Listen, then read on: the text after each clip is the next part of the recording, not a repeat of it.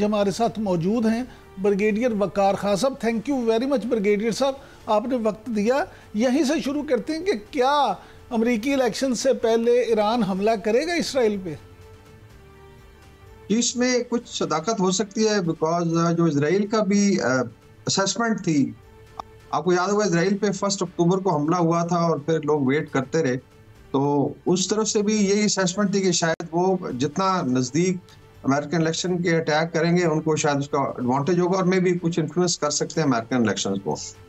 Iran ने जो है इस जो अटैक हुआ साफ ज़ाहिर है उनकी मिलिट्री इंस्टॉलेशन पे हुआ, इसमें 100 जहाज़ों ने हिस्सा लिया और उन्होंने stand of weapon system use किए, लेकिन डेफिनेटली उनकी मिलिट्री की क्रेडिबिलिटी को एक डेंट तो आया है। और उसमें देखा जाए तो कुछ टारगेट्स तेहरान में एंगेज हुए, तो उसमें डेफिनेटली जो सुप्रीम लीडर हैं और जो IRGC के कमांडर हैं वो फील करते हैं कि रिस्पॉन्स जाना चाहिए। अभी रिस्पॉन्स किस शेप में होगा और टाइमिंग क्या होगी, आई थिंक ये बड़ा इंपॉर्टेंट है बिकॉज अभी शायद असेसमेंट जो अमेरिकन इंटेलिजेंस ने दी है या इजरायली इंटेलिजेंस कह रही है कि शायद ईरान के सॉइल से नहीं होगा, कहीं और से होगा। अभी उनके एक्सेस ऑफ रेजिस्टेंस में 4 आप कह लें उनके हमायती हैं, जिसमें हमास है, हिजबुल्ला, लेबनान है, हूती था, फिर एक कतैब हिजबुल्ला इराक में है जो स्पेशली वेस्टर्न इराक में बड़ी फाल है। तो अभी ये महसूस किया जा रहा है कि शायद वहाँ से हो ताकि एक तो ईरान पे डायरेक्ट अटैक का इल्ज़ाम भी ना आए और कुछ मूवमेंट ऑफ मिसाइल शायद पिकअप की है इनकी इंटेलिजेंस ने। दूसरा ये है कि ईरान भी अगर स्कोर सेटल करना चाहता है तो ये बेस्ट मौका होगा बिकॉज आपको पता है सारी तवज्जो अमेरिकन इलेक्शन पे, उसके अंदर अमेरिका के सदर का या उनकी एस्टेब्लिशमेंट का इस तरफ फोकस करना थोड़ा सा मुश्किल होगा, तो शायद इस बात में सदाकत हो कि कुछ हो सकता है। लेकिन ब्रिगेडियर साहब, व्हाइट हाउस ने तो ये भी कहा है कि इसराइल को अपने दिफा का हक हासिल है, लेकिन ईरान को ये हमला नहीं करना चाहिए, इसराइली हमले का जवाब नहीं देना चाहिए। क्या आप नहीं समझते कि अमेरिका का ये मौक़िफ़ एक तरफा और जानिबदाराना है? आलमी बरादरी इस हवाले से भरपूर रद्द-ए-अमल क्यों नहीं जाहिर करती?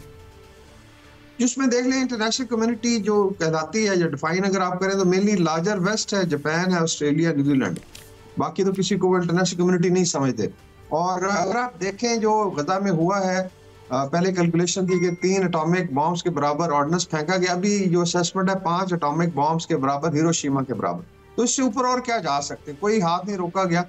और इसराइल को ऐसे इसकी 55th स्टेट नहीं कहते अमेरिका की, बिकॉज इसमें पूरी इनकी तायद भी होती है रिस्पेक्टिव ऑफ के डेमोक्रेट प्रेसिडेंट है या रिपब्लिकन है, तो उसमें आई थिंक एक तो उनकी तरफ से फुल सपोर्ट है। अभी भी आई थिंक एक जो शिप है जर्मनी से आया है और वो शायद मिस्र में डॉग्ड है, ये भी असला बारूद लेके आ रहा था और कोई मुल्क तैयार नहीं था उसको जगह देने को, तो इसका मतलब है कि कनाइमस तो है वेस्ट की।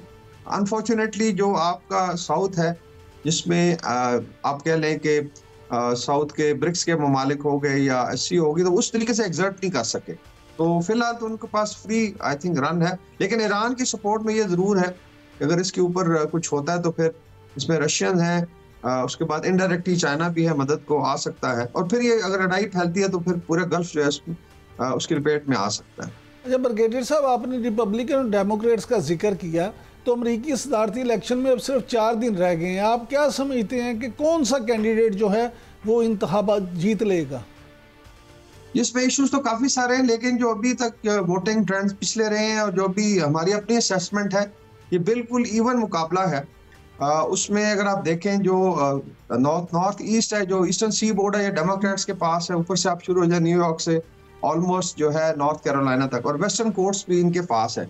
सेंटर में फिर आ जाती हैं जो रेड स्टेट्स हैं जो ट्रंप की सपोर्टर्स हैं, लेकिन इसके अंदर फिर 7 स्टेट्स हैं जो स्विंग स्टेट कहलाती हैं, जिसमें मैं मेंशन करूंगा नेवादा, एरिज़ोना है, Wisconsin, Michigan, Pennsylvania, north Carolina और जॉर्जिया। तो इसको अगर कैलकुलेट करें तो बड़ी अजीब सी सिचुएशन बनी हुई है कि जो मर्जी आप कर लें अल्टीमेटली शायद इस इलेक्शन का फैसला एक स्टेट करेगी, और उसमें पेंसिल्वेनिया के नाम पूरा निकल रहा है बिकॉज उनके पास 19 इलेक्टोरल वोट्स हैं।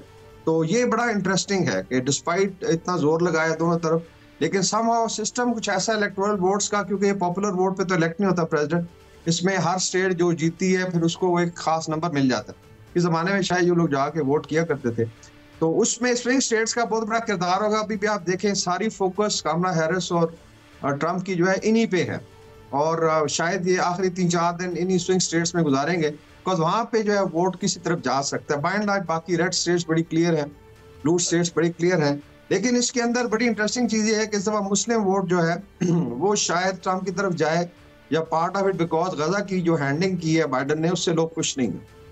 अच्छा ब्रिगेडियर साहब, ये फरमाइएगा कि अगर ट्रंप जीते हैं या कैमला हैरिस जीतती हैं, दोनों में से आप क्या समझते हैं कि किसकी जीत से ये जो मिडिल ईस्ट की जंग है इस पे क्या असर पड़ेगा? पॉलिसी एक सी रहेगी या उसमें कोई तब्दीली आएगी? जिसमें दो वॉर्स हो रही हैं, एक तो रशिया यूक्रेन वॉर है और जो फलस्तीन इजराइल की लड़ाई है। ट्रंप की बाय एंड लार्ज अगर आप पॉलिसी देखें, हालांकि ब्लेम किया जाता है रिपब्लिकन्स को, शायद ये ज्यादा वॉर मोंगर्स हैं, लेकिन अगर आप देखें अफगानिस्तान से इनखला देख लें, इस तरह ये सपोर्ट में नहीं था कि रशिया को ज्यादा पुश किया जाए, और रशिया के साथ के बड़े अच्छे रिलेशन भी रहे हैं पुतिन के साथ। तो मेरे ख्याल में अगर ट्रंप आता है तो शायद जो है कमी आए हॉस्टिलिटीज में, बिकॉज जो काइंड ऑफ सपोर्ट जो डेमोक्रेट्स ने दी है रशिया यूक्रेन वॉर में और इसराइल पैलेस्टाइन वॉर में। और दूसरा ये है कि अभी इसराइल पैलेस्टाइन वॉर एक ऐसी स्टेज पे चली गई है, इतनी ज्यादा एट्रोसिटीज और जेनोसाइड हुआ कि अभी आई थिंक आलमी ज़मीर भी थोड़ा बहुत हरकत में आया है। तो शायद ये आई थिंक इन दोनों वॉर्स के लिए बेहतर हो अगर ट्रंप आता है, बिकॉज आपको याद होगा अब्राहम अकॉर्ड के थ्रू वो इस चीज को हल करना चाहता था परमानेंटली, कि आप पीसफुली रहें और सारे को एग्जिस्ट करें, और अभी भी उसने आई थिंक ये क्लेम किया है। तो लेट्स सी, अल्टीमेटली तो यूएस एस्टैब्लिशमेंट जो है वो चलाती है। अभी आपको पता है बाइडन तो खुद बेचारा चल भी नहीं सकता, तो एक साल से कौन चला रहा है यूएसए को, आई थिंक हम अच्छी तरह जानते हैं कि ब्रिगेडियर साहब अगर हम सदारती इलेक्शन, अमरीकी सदारती इलेक्शन को जोड़ें पाकिस्तानी सियासत से, तो यहाँ पे बहुत से लोगों का ये ख्याल है, ख़ास तौर पे पीटीआई के लोग ये समझते हैं कि शायद ट्रंप आगे, जैसे ही ट्रंप अगर इलेक्शन जीते हैं तो पीटीआई के लिए रावी सब चैन लिख देगा और फौरी तौर पे इमरान खान भी रिहा हो जाएंगे। क्या वाकई ऐसा मुमकिन है?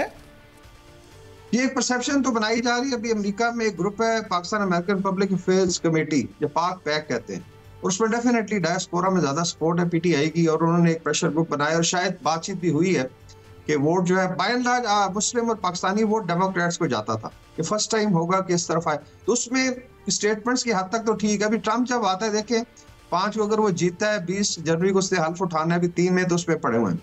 दूसरा ये है कि आके आपके ख्याल में पाकिस्तान उसके एजेंडा पे भी होगा, बिकॉज उसमें 2 वॉर्स है, अमेरिकन इकोनॉमी का बुरी हालत है, इस तरह यूरोप को हैंडल करना है, इंडो पैसिफिक है। तो I don't think so major impact आएगा फौरी तौर पे। Maybe in the long run, जिस तरह अभी को खतूत लिखे गए, और इन सेनेटर्स में रिपब्लिकन और डेमोक्रेट्स दोनों हैं, तो ये एक प्रेशर टैक्टिक्स जरूर हो सकती है। बाय एंड लार्ज मेरे ख्याल में पाकिस्तान के इंटरनल पॉलिटिक्स पे कोई मेजर डेंट नहीं आने वाला, और उसमें बड़ा टाइम पड़ा हुआ। ब्रिगेडियर साहब, आपने 2 बड़ी अहम बातें की, एक तो ये जो आपने खतूत का जिक्र किया, और दूसरा ये कि क्या पाकिस्तान उनके एजेंडे में भी है या नहीं। तो आप क्या समझते हैं कि जो भी हो इस वक्त अमेरिका की पॉलिसी, नई हुकूमत जैसे ही बनेगी, तो पाकिस्तान के अंदरूनी हालात में उसका बराह रास्त असर आपको नजर आता है? जिसमें I think foreign policy level पे तो हो सकता है, लेकिन आई डोंट थिंक सो कि इंटरनल जो डायनामिक्स है पाकिस्तान की, they will be bothered about it. अभी जिस तरह बांग्लादेश पे एक स्टेटमेंट दिलवा दिया इंडियंस और अवामी लीग वालों ने कहा जी कि आप दें, क्योंकि उसमें फंडिंग होती है और उनका जी हम वोट करेंगे, तो ठीक है ट्रंप ने एक स्टेटमेंट दी, तो आपके ख्याल में ट्रंप आके बांग्लादेश पे पॉलिसी चेंज करेगा? ऐसा नहीं होता।